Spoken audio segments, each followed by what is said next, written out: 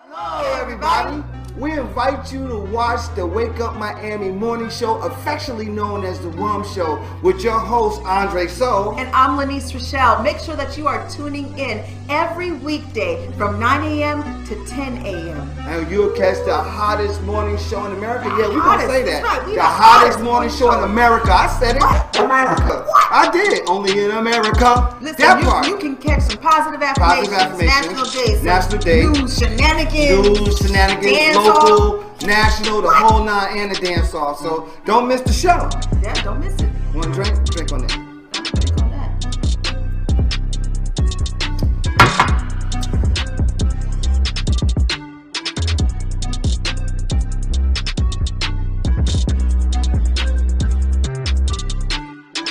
That's what it is. So that's how we feel. So you make sure that you tune in. That's how we feel.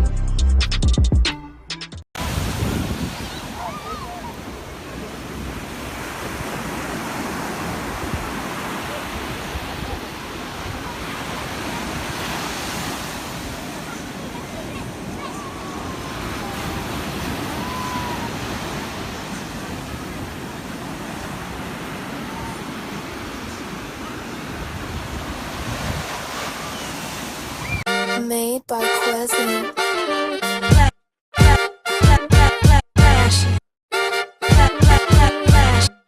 Miami Morning Show. You watching the wake up, the wake up, the wake up, the wake up, the wake up, the wake up, wake up. Miami Morning Show. You watching the wake up, the wake up, the wake up, the wake up, the wake up, the wake up, wake up. Miami Morning Show. You watching the wake up, the wake up, the wake up, the wake up, the wake up, the wake up, wake up. Miami Morning Show. You watching the wake up, the wake up, the wake up, the wake up, the wake up, the wake up, wake up. Miami Morning Show. You Miami Morning Show. You watching the you watching the Miami Morning Show. You watching the wake up, the wake up, the wake up, the wake up, the wake up, the wake up, wake up. Miami Morning Show. You watching the wake up, the wake up, the wake up, the wake up, the wake up, the wake up. Miami Morning Show. You watching the wake up, the wake up, the wake up, the wake up, the wake up, the wake up, wake up. Miami Morning Show. You watching the wake up, the wake up, the wake up, the wake up, the wake up, the wake up, wake up. Miami Morning Show.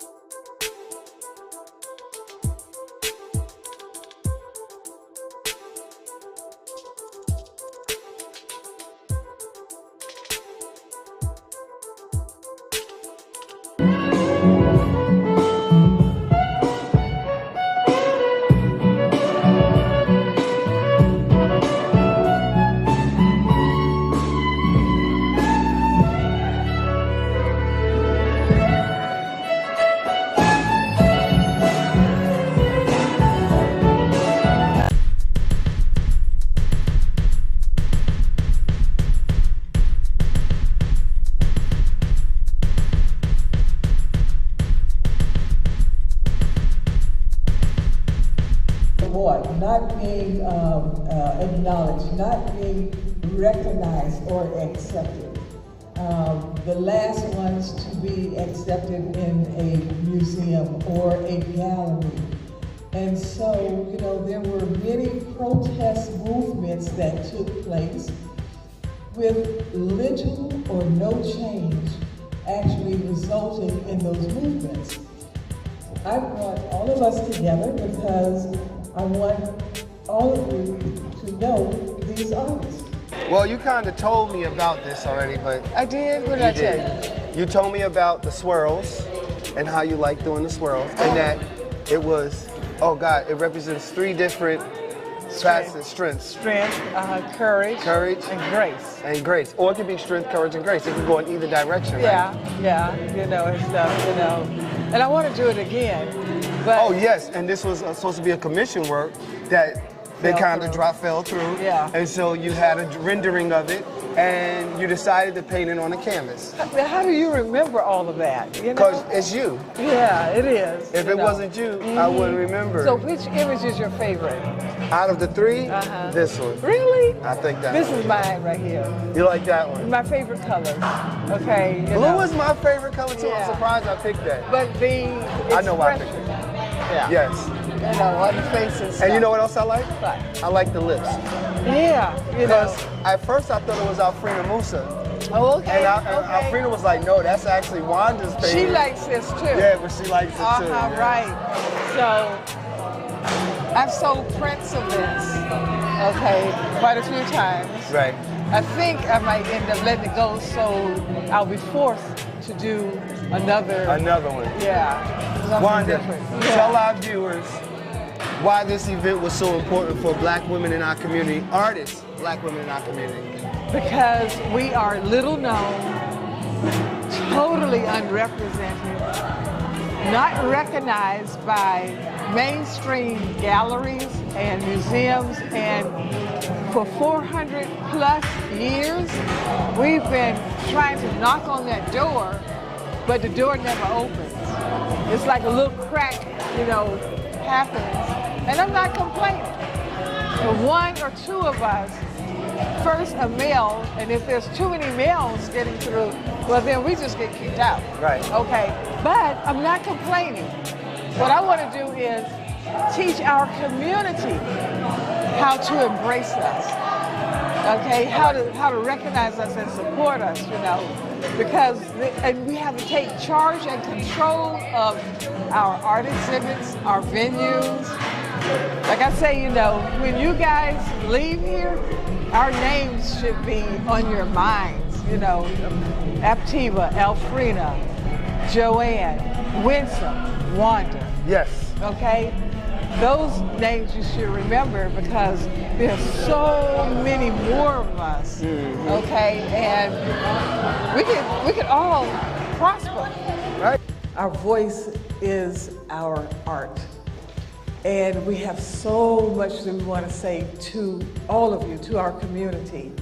I want to thank every sponsor that made all of this happen, made this work. I appreciate you know, the use of the space, the financial contributions, the support, and I thank Adonis Parker for allowing me to do this. So, tell us your name. My name is Aptiva Ferguson. Aptiva Ferguson. Where are you from, Aptiva? I'm from Miami, Florida. Okay, that's what it is. So you are one of the artists being featured here at Art Forever Unsilenced. Yes. Tell us, what is this moment for you? How do you feel about this? I'm extremely nervous, excited, you know, it's my first show. Okay, it's your first show. Yeah, it's my first show. But it's a beautiful moment for me, you know. That's good because you are an aspiring artist. And part of this installment is to really honor female artists and black women artists that are of our community, from our community, and displaying their talents and creativity. Right. So, this is your piece here. Yes. I like this. Thank you. Tell us what's the inspiration behind So it. the inspiration behind this is actually my grandma. This is a younger version of her. Okay. She actually passed away August 25th during the preparation for this show. So I decided to kind of change my third piece and dedicate it to her. So my series is about the relationship between a black woman and Earth. Right. And this is actually a scene that I was at in Arizona called the Devil's Bridge. Right. And I put her in front of it. And it's called The Creator of All Things. Oh, wow. So I wanted to make it seem like she was a part of, you know, nature, and she has the halo, you know, above her head to kind of bring her completely in. So. That's dope, because at first it appears to be a hat, but thanks for that clarity. Yeah. That's dope, though. Yeah. I like this piece.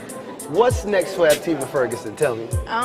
What's next is me just continuing to support my business. I have a business called All Around Girl LLC. Okay. Where I do art on press-on nails. So you do art, press on nails, commission work, yeah, right? Acrylic paintings. Yeah. Okay, all right. So y'all make sure y'all follow any Instagram or social media. My Instagram is All Around Girl LLC. That's my business page for my press-on nails, and then there's my art Instagram, which is _QT Art with 3 E's.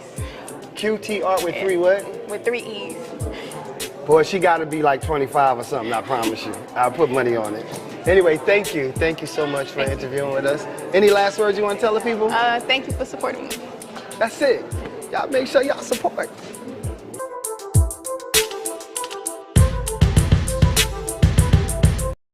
All right, still here at Unsilenced Art Forever, and I'm with another artist by the name of Joanna Hampstead. Joanne or Joanna? Joanne. Joanne Hampstead. And tell us about this event for you, what it means. I think it's a wonderful event. Having all these black women together, beautiful art, diverse art, being represented, the energy in the room, I loved it. I would do it again, over and over again. They should do this in every city. They should do it. They need it. We need it. They should. If you would tell anyone about this event that did not attend, what would you tell them they missed? You missed out. You missed out big time. I think you need to be here to celebrate us, to promote us, to enjoy our art, to buy our art, appreciate art, let us educate you. You need this stuff on your wall. These women are amazing. I really love being amongst them. I felt honored to be selected. What more can I say? I can say something. What can you say? You're amazing. And your thank art you. is amazing. How can someone find you so they can follow you? Support. At Zan, X-A-N, Art Gallery. Find me there. Message me. Any closing remarks before we leave? What's the closing remarks? Thank you, Wanda. Thank you, Adonis. You did a great job. Let's do it again.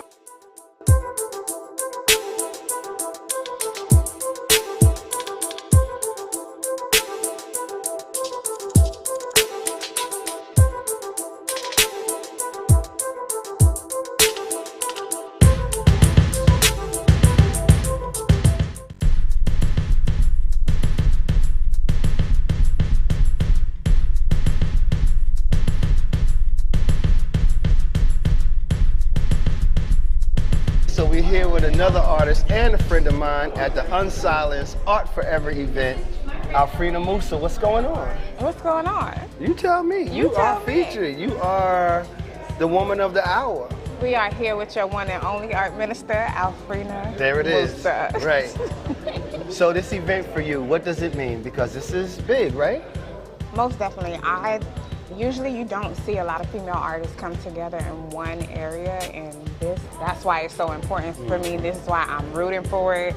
If you see the little, voluptuous melanin lady in the room, when you see that piece, you'll definitely see how she has her hand up. I'm all for the ladies, yes. All for the ladies. All for the ladies.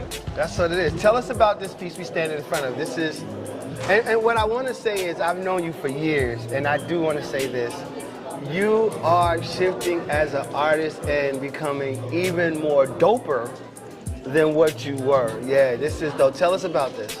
So with this piece, I called it Rose of Sharon because actually my mother's name is Sharon, so I said Rose of Sharon, and the flowers gives you rose. Right. So with our melanin beauty and automatically beauty, butterfly, what do we relate to? Butterflies. Right. I had to put that in there. Right. But it was a whole process. I made sure I used our dark browns, our caramels. You also have a little bronze in there, Right. and everything had to go with I'm gonna go with the flow, girl. So that's what happened Right.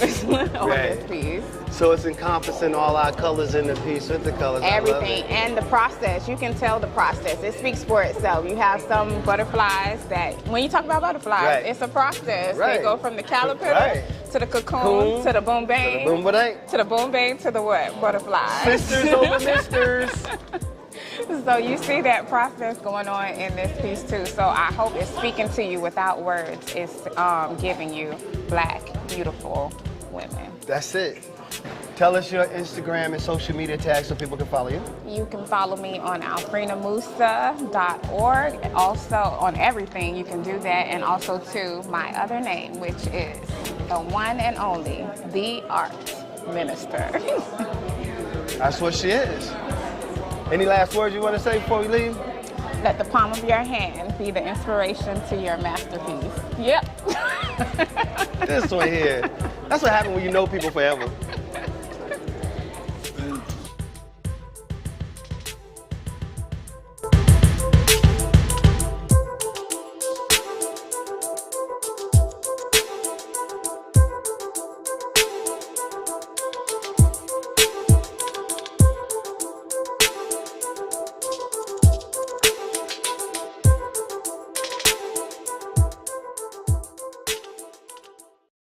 my name is Lyneise and I am a Jamaican. And I've always loved art. When I was about 6, my brother bought me a book on Picasso. And I started secretly drawing and painting, but coming from the island, that was like not too cool. Everybody wanted me to be a nurse instead, and I knew that was not going to be the way I was going to go in life. So art was what helped me through a lot of times in school and as I grew up. Came to the United States and lived in New York for a while and decided to come down to Florida, knew no one, and came here and started my art business. Okay. Then I called my friends in New York and told them I was an artist. So I'm a self-taught artist. I have been doing this for umpteen years. And with doing that, I also like the beauty of homes, so I'm an interior designer as well. And I teach kids after-school program with art and the senior citizens. Okay, so this is history right here. This is the first time me and Winsome ever interviewed. Yes. Give me some, give me some. This is my sister, y'all. Winsome, tell them who you are and what it is you do. So my name is Winsome Bolt. I'm a curator, interior designer, and an art instructor for kids and older adults. And you do more. Come on, spill it, spill the beans. And with doing all of that, I decorate homes all over with my artwork and other artists as well. And I love to interpret my feelings through my art and what I do. So, yeah. I think that you are very, very worthy to be a part of this Unsilenced Art Forever event. Thank you. It is, in my opinion, about time. It's about time. Yes. It's about time, in my opinion. It's been many years. Since Oscar Thomas shows, I haven't done anything in this at this caliber. And you've been cultivating the art community, period. Male, female, doesn't matter, black, white. You've been cultivating art, period, for years. I started like the early 90s, and that's where I met Adonis, and I used to do art in my home. And bring the artists in and turn my home into a gallery. So this is where I know my art peaks. And we all kind of went our separate way artistically, but here we are coming back together, so it's great. Tell me about this piece here that we stand in front of. So this piece, I do a lot of things with children. And this piece represents what I think Miami should or would be all about. It's a merging of color, it's a merging of controversy, it's a merge of different ethnicity. And along with that, I wanted to show this young lady representing the shadow of all of us. This is a beautiful piece. Any parting words? They got the music popping now. Any parting words before we leave, and how someone can find you on social media? So you can find me under Block 1 Art Walls, Winsome Bolt Facebook right now, and my parting words is make creativity the best that it can be for you. It's all about creativity in your life. Y'all heard it. That's what it is.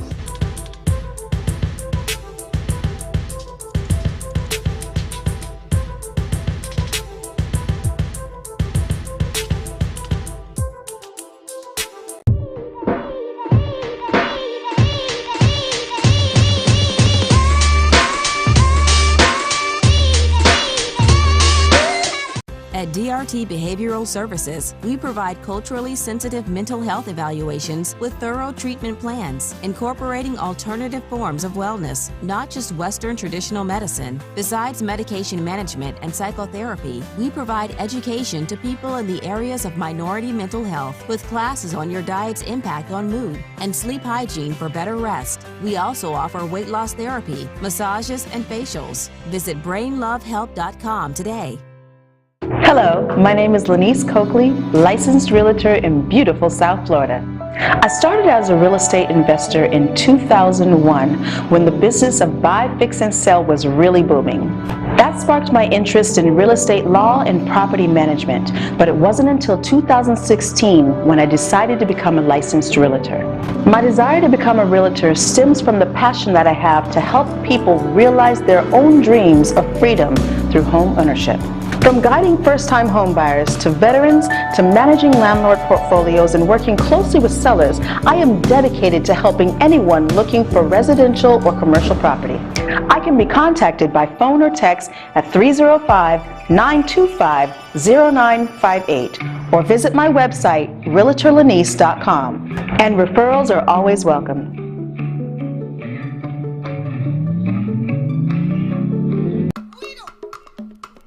The pulse, it quickens. Sensations ignite. Cool water, hot spice, fast tempo. New cultures, new flavors, new you.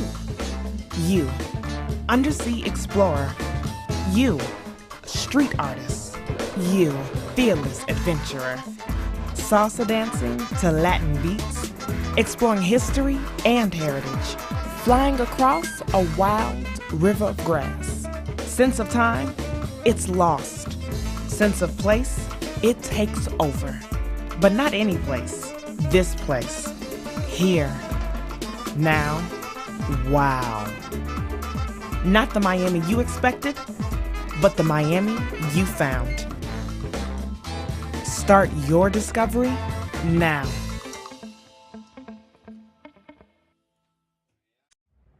There's a direct relationship between having the businesses and being in prison. Go find see how many Asians you can find in American prisons. You ain't gonna be in there. But 51% of your prisoners will be black because blacks don't have any businesses and industries. There's a direct link. Blacks won't practice group economics. Blacks won't practice group politics. If you don't practice, you're setting yourself up. I told that 5-story building, you're setting yourself to get wiped out. Understand the nature of race, which is economics. If you build the first floor, it's economic. Build your businesses and your industries. Control business and industry, and put that pulls in your money, and hold that money, and practice group economics with it. Arab and Asian money bounces 12 to 13 times what it leaves. Jewish money bounces 18 times.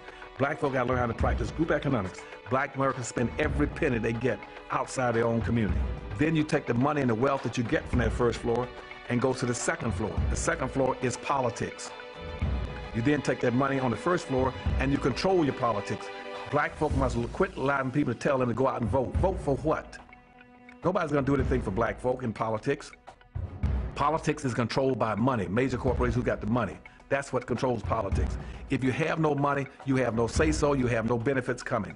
So you take your money and you control, and you take your money from the first floor, you buy every politician on the second floor. And any politician you can't buy, you rent or lease them to get what you need. Then once you get the second floor under control with the politician, with your money, then you go to the third floor. The third floor then is the police department and the court systems. You take your money from the first floor and your politics on the second floor, and you control the court system and the police departments. Then the fourth floor, then is media. You then take the money that you generate off the first floor from business and industries, and you go after radio stations, TV stations, newspapers, and cable systems, so that you can now inform and communicate with your own people. Right now, black folk own and control less than 35 thousandths of 1% of the media in the United States. Out of 12,000 radio stations, black folk own about 75, 80. That's all. You own no cable systems. You don't have a daily newspaper. You have nothing of importance. You got about one black TV station. And so you can't communicate with your people, you can't inform your people, you can't do anything. You can have Rush Limbaugh and all the rest of the guys talking about racism all day long and bad-mouthing you, and O'Reilly's. They can call black folk all kind of names all day long. What are you going to do? You can't respond. You can't even communicate with your own people because you don't have an economic base. 51% of all the prisoners in the United States are black people. You know you only make up 12% of the population. That's no accident. It's because you don't control the economics and the politics. And they're going to go after the weakest people they can get their hands on to incarcerate them. That's the black folk. And what are you going to do in response to it when they over incarcerate you? You're going to go out and have a march, a demonstration. We're going to march. March, well, who cares? Marching, they never changed anything. why black entrepreneurs? And the one answer that I always have when I think about that is, first of all, why not? And why do we think that a black entrepreneur is any different from a white entrepreneur? There is no difference between them other than how the system supports them.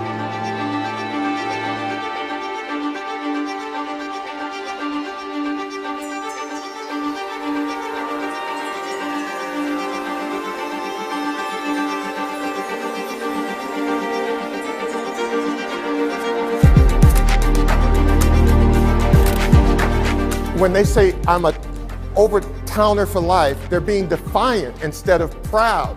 Those communities are important to me because that's where my family's from. There's a lot of history that is neglected because the neighborhoods are neglected. I'd want the general community to know that black businesses work their asses off. We figure it out, we get the job done. When it comes to being a black founder in Overtown, is that you can do it. And when you take the steps, things align. I literally redefined my hustle. I literally reinvented myself. I'm more courageous than I thought that I would ever be. I'm braver than I thought that I could ever be. Pause, I'm sorry. And Overtown has a very, very rich history of having black entrepreneurs thriving. So there isn't, you know, Mom, what do I do? Dad, can you loan me a few $100,000? Overtown has been overlooked by, you know, traditional financial institutions. I think it's time for people to honor stories that are not honored. I think entrepreneurship has a very important role to play in transforming communities. Entrepreneurship is an equalizer. It's that it's not a zero-sum game. So why fight with each other about limited resources that are here?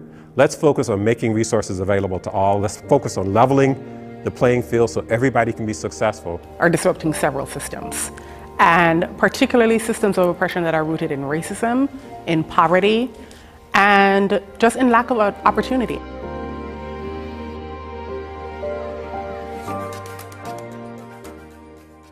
Right now is the time to invest in black ownership. When you have a black entrepreneur in a black community, they hire within their community. They put money into their community. They stay in that community. A big part of it was I was doing a lot of this in a silo, and you don't get a lot of hoorays. What I have learned so far is that I am strong, but I'm not invincible. We can create a mechanism where the small businesses and founders in Overtown, the black founders in particular, have political capital, where they can have a voice. My hope for the community of Overtown is that it is a vibrant, beautiful, life-bringing, uplifting community that provides opportunities for all.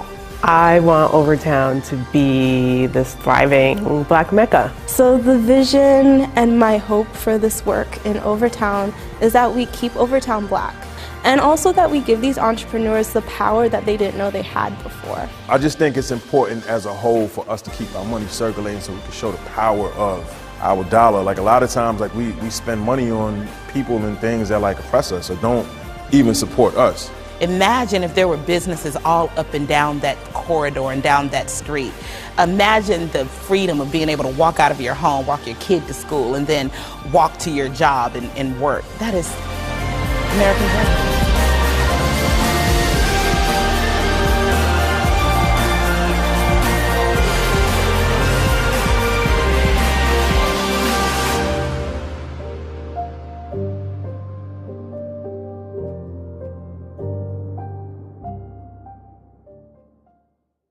Perfect time.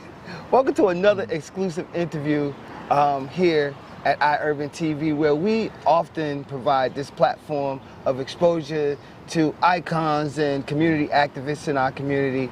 Today I have a good brother with me. I'm gonna let him introduce himself, and he has some things that he wants to express about some of the conditions of our community. Introduce yourself, good brother. So, Brother Lyle Muhammad, Brother Lyle to most.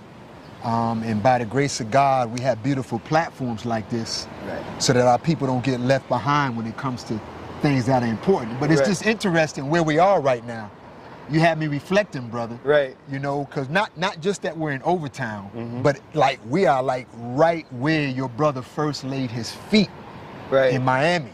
And where your brother really first laid his handprint and his footprint, right up the street at the Overtown Youth Center, and throughout these alleyways and these communities, you probably can't go up one of them where we don't know the parents or the children, or I guess by now the grandchildren. Right, right. So it's just an honor. And actually the things that we wanted to deal with today in terms of the facade about where crime and violence is and where it's not. Right. It really all started right here in Overtown for me, brother. Right. And you were coming from where? From Baltimore. From Baltimore, okay. From Baltimore. Okay, okay. So our community has a lot of, how should I say, isms and schisms with it, right? For sure. How do we, and where are we, not how do we, where are we when it comes to combating illnesses of our community? And what are some of the things that possibly stagnate us, or what are some things that actually you feel are propelling us forward and actually succeeding in cultivating and inspiring and creating the excellence and resilience in our community? That's an excellent question, brother, because just to cut right to the core, we know that violence and insanity of all types is a problem and a plague throughout the country. Throughout the country, yeah. But here, right here in Miami, right here in Miami-Dade, we have the best practitioners to deal with the issue right here in our community, brother. Right. And that's not just from words. You know, a lot of times people think that we're just talking smoke. And just to give some context to that, I remember when we started the very first Peacemakers program back in 2009. Right in this community here. As a matter of fact, this community where we're sitting right now, they were receiving in excess of 100 911 calls a day. Wow. Within 3 weeks of the Peacemakers being here, brother, that call volume went down to less than 10. Wow. Started all right here. But I mentioned that because in the backdrop, we made a promise then that we would bring the best practices and the best practitioners to where we live. Right. And it's not just us bringing it. You know, we serve a higher power. Right. And that God family, and this gangbanger number one, that God that we all serve, that some of you may think is different, we need to stop the religious gangbanging, because that's one of the things that's holding us back. And so even in the beginning of religious gangbanging, straight up. As a matter of fact, the first Overtown program for Peacemakers, we actually were partnered with Pulse. Okay, I remember pastors, right? So you had Muslims and Christians working together back then without the titles. So all that gang, if you went into that kind of church gang banging, you more wicked than Satan. I just wanted to say that for the record, you know? And so getting back to this whole violence, that we got some of the best practitioners on the planet. Right. Not so says Brother Lyle, so says the experts across the country. You know? So that leads up to where we are today. I'll give you an example. There is finally a national movement for community-based violence practitioners, for the boots on the ground to be recognized as experts and who know what's going on in this work. So as a matter of fact, there's a White House initiative going on right now that's being run by Achilles Sherrill, and according to them, what we have here in Miami-Dade is far beyond what you see across the country. But the gangbanging, it's not just in the halls of religion, it's also in the halls of politics. Gotcha. You know, the halls of politics, and politics. Yeah, politics, you know, and I just want to be clear, because I want to set the record straight on a couple of things on that note. You know that we come from the do-yourself school, family. We're not going to ever stop, and we will be successful with or without the politics of politics. But why do we need to talk about politics? I remember learning early on in school, brother, that politics determines who gets what, when, and where. And our politicians, some of them, and I'll be specific in a moment, have determined that we won't get what we need where we need it. You know, and so it's worse than what we used to call back in the day as young men growing up, when another brother would try to get in the way of you trying to spend time with one of your young ladies. It's called blocking. Is that what it's called? Well, it's called C blocking, but we're not not gonna say the word. But it's worse. You know why I bring that up? I say it's worse though. You know, add a little brevity to it. But when people look at the ones on the street that are pulling the triggers, when people look at the ones on the street you know, who were using the drugs and tearing up our community, they look at them as the worst of society. Yeah?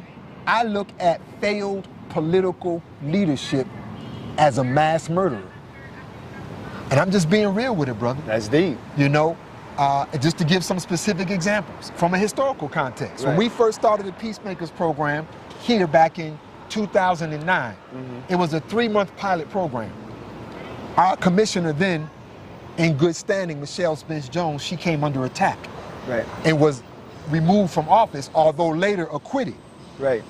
Remember that. Right? Yep. And so here's where you got to give some shout outs too. So in that process, Richard Dunn becomes the commissioner in the 5th District. Right. And I love my brother. And this is a perfect example of how things can go. Right. Because when he first took office, like any other politician, you're not worried about the other person's agenda, you got your own agenda. Right. So even though we had that tremendous success with that Peacemakers program, stopping violence in Overtown, which is out of control today, back in 2009, it got put on the side. Right. I'll never forget the day. This was with Pulse again. We had about 100 youth down at City Hall. Travis McNair, who was the last unarmed black man gunned down by police in a series of Miami City police shootings where 6 black men were gunned down by police, all of them unarmed, in less than an 11-month period. Wow. And I remember bringing those children there, and I remember Commissioner Dunn on that dais, realizing what was going on, tears flowing down his eyes. And he apologized. He admitted, right, you know, the political agenda's gotten away. Right. But we've been so ever so close since then, you know, but he realized that for us not to be working together is costing lives, you know, and so just to fast forward on that. So Overtown never saw another Peacemakers program since. Right. It wasn't, because when I landed in 2010, it was 2011. Right. It was gone. Right. Like you were at the Overtown Youth Center, but right. That was it. Right. That was it. There was no, I hadn't heard of the Peacemakers until it came back up with the... And the success that they were having on the street, unprecedented. Right. Unprecedented. Right. You know, and so why do I mention that? Because an opportunity to have violence prevention and wellness in our community, it was blocked.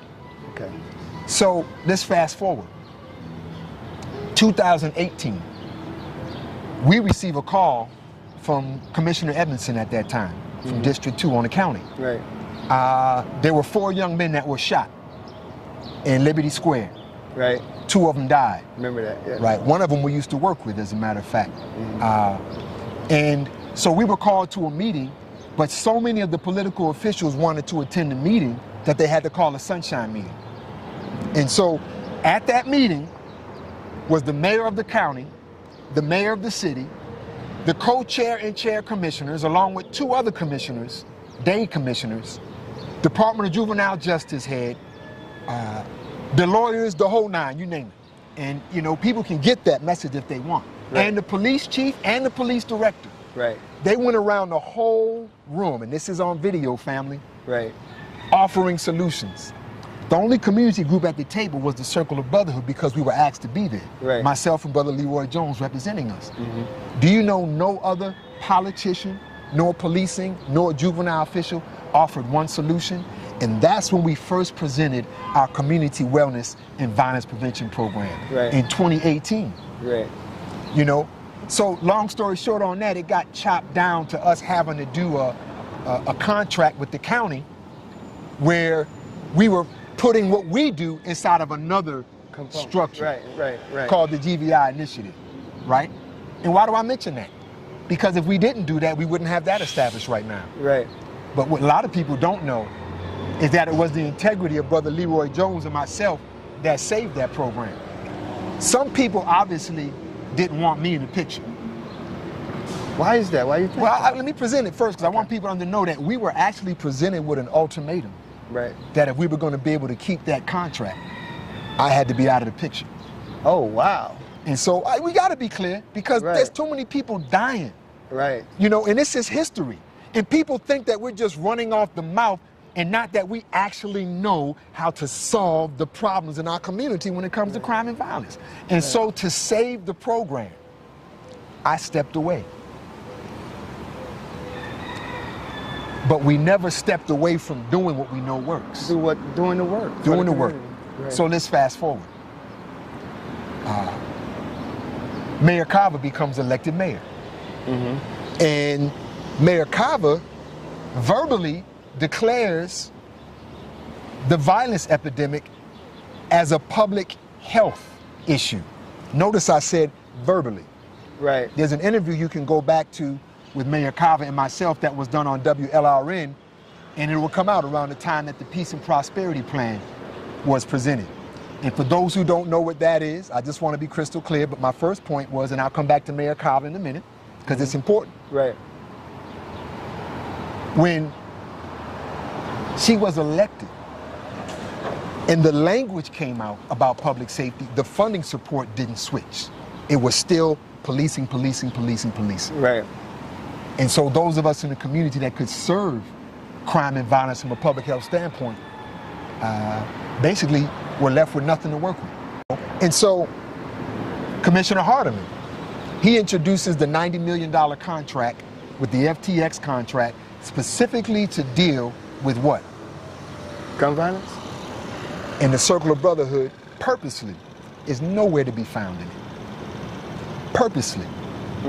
Let's talk about some more gangbang. Right. You know, hey, we keep it real here, family, because it's really sad, you know, that, you know, because I vote for someone who I grew up working with right here in Overtown, who happens to be running against you, it appears as though there's been a vow taken to make sure that the Circle of Brotherhood in particular doesn't get funding that deals with violence. Now, I want to say on record right now, while all of this is going on locally, national organizations are endorsing our work left and right.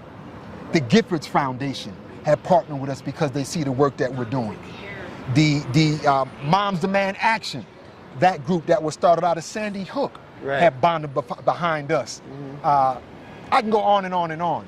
But my point is, locally here, it seems that there's some strangulation. You think you're attacking individuals, but it's our community that's not getting it. Now prove me wrong. Anything I say here in public, because people say what they want to say, but in public. So I purposely have seen, you know, and I think Keon at heart is a good brother. Right. You know, him I could say I had a developed relationship with, you know, because he was concerned and is concerned about the affairs. And I think he represents, you know, what our good brother Du Bois called one of our great talented 10th. You know, I get that. Right. You know, but the political stuff, that's getting away and lives are being cost. Prove me wrong. Prove me wrong. You know, which leads to what's going on in District 5 right now. Can you imagine an organization like ours that started back in 2012 has never had the staff to do the work that we need to do? Right. Never. Ever. You know, Mayor Suarez, much credit, caught wind of one of our housing programs. And see, a lot of people don't know, the work we do is transformational. We're not just doing programs. People are never the same. So, long story short, the American Relief Funds come in. Mayor Suarez earmarks $1 million to come to the Circle of Brotherhood. Now, for those who don't know about those emergency relief funds, they were based upon two things. They were based upon the COVID epidemic, but also on the social justice movements that were taking place after George Floyd died. Right. There's only one organization today in Miami City that has not received their earmarked fundings from the mayor, and that's the Circle of Brotherhood. And it's not because of Mayor Suarez. It's because of the commissioner who sits in District 5, to be quite frank. You know, and Christine King, she can't have anything personal against me, because let's be real, she doesn't even know me. I had one 30-second conversation with her maybe 5 or 6 years ago at a Malcolm X birthday celebration at the MLK building. Right. But it's obvious to me that there's political agendas that are getting in the way of the work. We presented a wellness and violence prevention program for our community that has yet to hit the ground. because of one commissioner, the commissioner of District 5, pulled our item back in October. Mind you, just got into office, and I just got to be real about it. By the time January had came around, $800,000 had already been funneled to the MLK Center, which she used to be the executive director of, by January. They do good work, okay, to build a cafeteria. But because of your political family, or the lack of ignorance of your staff to know the work that we're actually doing in the community, and to be honest, the lack of interest to want to find out. You know, and if you have some more questions about that, I'll be specific, because I just want the people to know it's not that we don't have the men and the women in our community to make our place a decent place to live. We got people with political agendas that stand in the way. And my last comment on it, brother, is what was really on my spirit. Right. It's not that Brother Lyle's fed up. Brother Lyle gonna do this work till the day I die. You know, but y'all better know your brother's a spiritual brother first. Right. God is angry. And I'm telling you directly, if you stand in the way of the righteous work of the righteous people, God will visit you personally with a wrath. I'm just keeping it 100. You heard it here first. But what is my spirit for real? Come on, family, are we for real? You gonna keep a black organization respected nationally and locally for the work that we do? Some people say, let me just clear these two things up. Because you know, people talk. Right. Oh, well, I look at your proposal and oh, so much of it is going to staff. Guess who you're looking at right now? The only employee of the Circle of Brotherhood. Right. Am I supposed to do all this work by myself? Commissioner King, how effective of a commissioner will you be if you have 0 staff? And do you deserve to have staff? And by the way, you should have your people on your team do some research on the American Rescue Plan, because it's supposed to help build the infrastructure of organizations as well as provide the services that are needed. Right. It's sad. We've seen people fall off of buildings that we could have saved. You know, and so I just want people to know that sometimes it's not the outside opposition. Right. Sometimes it's what we do internally that causes death and destruction. How do we, as a community, fix things like that? How can we come together? Because I don't know, you know, I don't know the story. I don't know the background or whatever. I am a member of the Circle of Brotherhood. Yes, I am. I'm still a member. Yes, sir. I was told to come out and execute what it is I do for the community, and that's what I do every day, and make sure the platform is there. That's why this platform is here, for no matter who wants to say, you know, whatever people want to express, they have full right to express it, right? But I'm thinking, as the media, as a black media component for this community and surrounding black communities, how do we fix it so that we can begin to start cultivating our community? Because in the end, as I see it, that's what's really important. Everybody loves our community, and if we really love our community, how can we fix it so that everybody Real gets talk, to though, Trey. fix it? Everybody loves our community, but some people love money more. You know, everybody loves our community, but some people love their prestige more. Let's just be honest about it, man. You know, and Mayor Carver's not off the hook either. You know, there's a proposal that's been before her cabinet from the Healing and Justice Center for the last 2 years that the nation is craving about. And we can't get no support from that office. You know, so we got to call them out, right, is my point. You know, because I'm just being real. Even I'm to this point right now because I'm just being real, Dre. Some people are not going to change their political stance. No matter how much they say they love the community, right, it's not going to stop the work from being done. Here's a brother here. I would be open to anyone I just called, like I said publicly, because people say one thing behind closed doors, and you know, the political game is real slick. You try to drop an innuendo over here or tell one person something different over here, but I will publicly stand on everything I said if they would be willing to do the same. Or watch this. If they wanted to have a real sincere heart-to-heart private meeting, right, I would do that. Right. I would do that because our community is up. It's not about me, you know. And wherever I err as a community leader, Brother Lyle will always bow down and apologize and admit when I err. You know, and if others are not willing to do that, they can try to stand in the way. I'm being very real when I said God will really, really remove you out the picture completely. You can think your brother's just talking if you want. You know, don't call me on that one. Call me on some other stuff, but not on that one. Right. You know, so Dre, it just hurts, man. Right. You know, when we have the individuals and could easily have the resources. It's like, I mean, we're talking about somebody blocking federal money. It's not money coming out of your budget. And by the way, it passed every other standard of execution of every other organization that received those American relief funds. So, you know, it's just unnecessary. And I'm like this because if that's how you're gonna stand, I'm giving you an opportunity now. Come, let us reason together. You know, and I'd be willing to do that. But I'm a spiritual man first, Dre. And we're not no punks. We're not gonna sit by and let you play political games and you think we just gonna allow that to go down like that.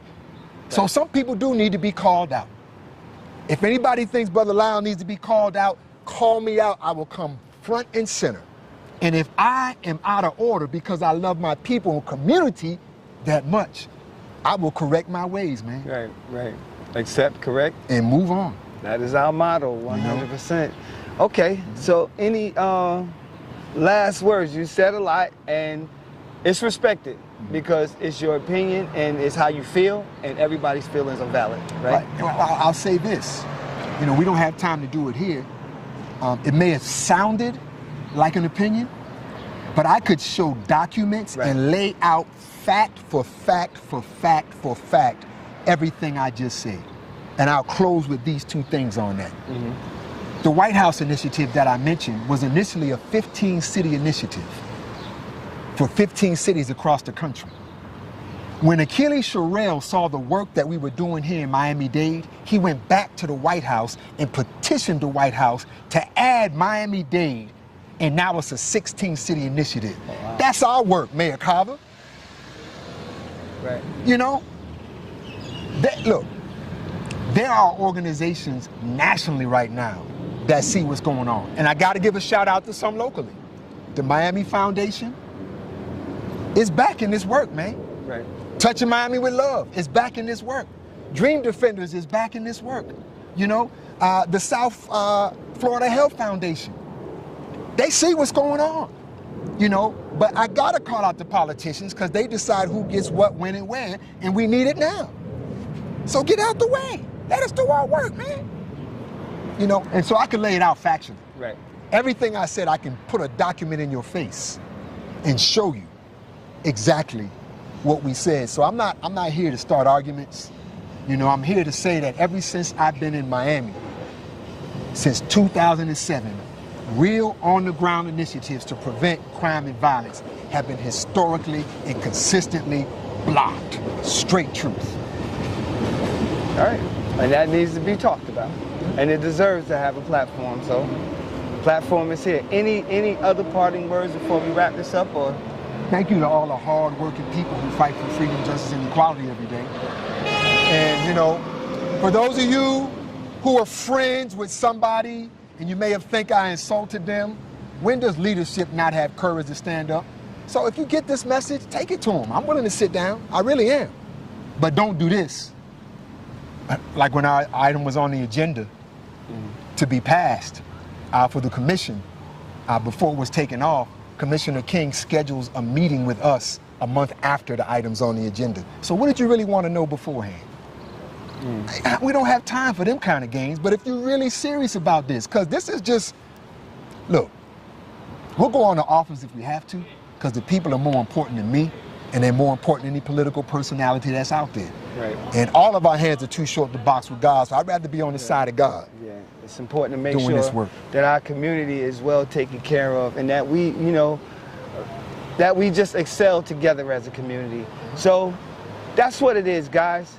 All right, and we're happy to have you on this platform, big time. We're happy to have you. And if they want to come on, and we can come on together. Together. I'm open. I'm open too. I'm open. We'll provide the platform so that we can make sure that our community bonds and grows together. So At the end of the day, that's what we stand for. 100% the community and 100% building black excellence in our community. We want to thank y'all for watching, man. Anybody want to get in touch with you, how can they do that? You can reach me by, you can contact me through the Circle of Brotherhood, www.circleofbrotherhoodmiami.org. Email is Lyle, L-Y-L-E, at cobmiami.org. Lyle at cobmiami.org, and check out Brother Lyle Muhammad on Facebook. That's what it is. And Instagram, I think. Brother Lyle 1, something like that. We love you, community. Peace and blessings, family. Much love.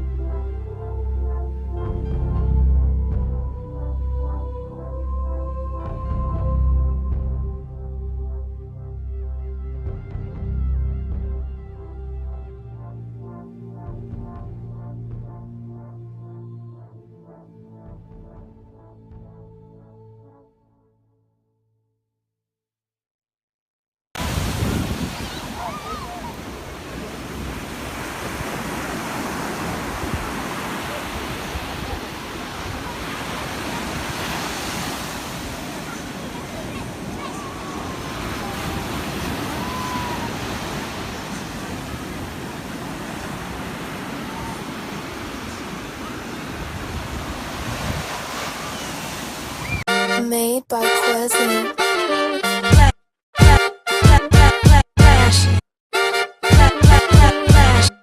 Miami Morning Show. You watching the wake up, the wake up, the wake up, the wake up, the wake up, the wake up, wake up. Miami Morning Show. You watching the wake up, the wake up, the wake up, the wake up, the wake up, the wake up, wake up. Miami Morning Show. You watching the wake up, the wake up, the wake up, the wake up, the wake up, the wake up, wake up. Miami Morning Show. You watching the wake up, the wake up, the wake up, the wake up, the wake up, the wake up, wake up. Miami Morning Show. You watch.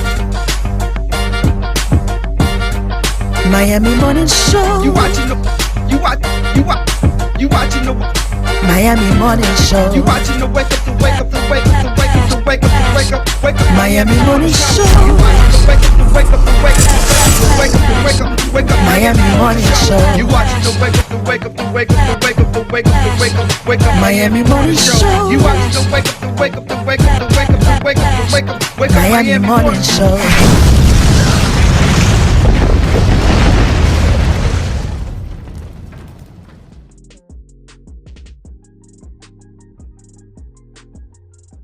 Hello, everybody.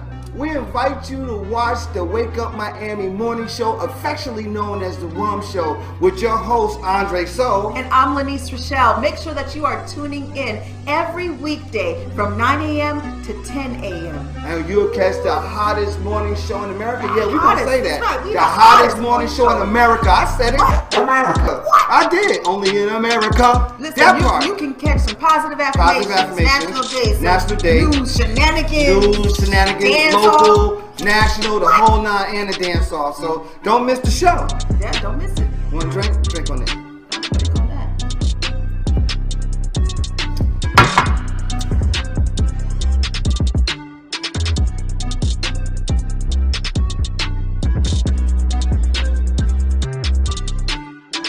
That's what it is. So that's how we feel. So you make sure that you tune in. That's how we feel.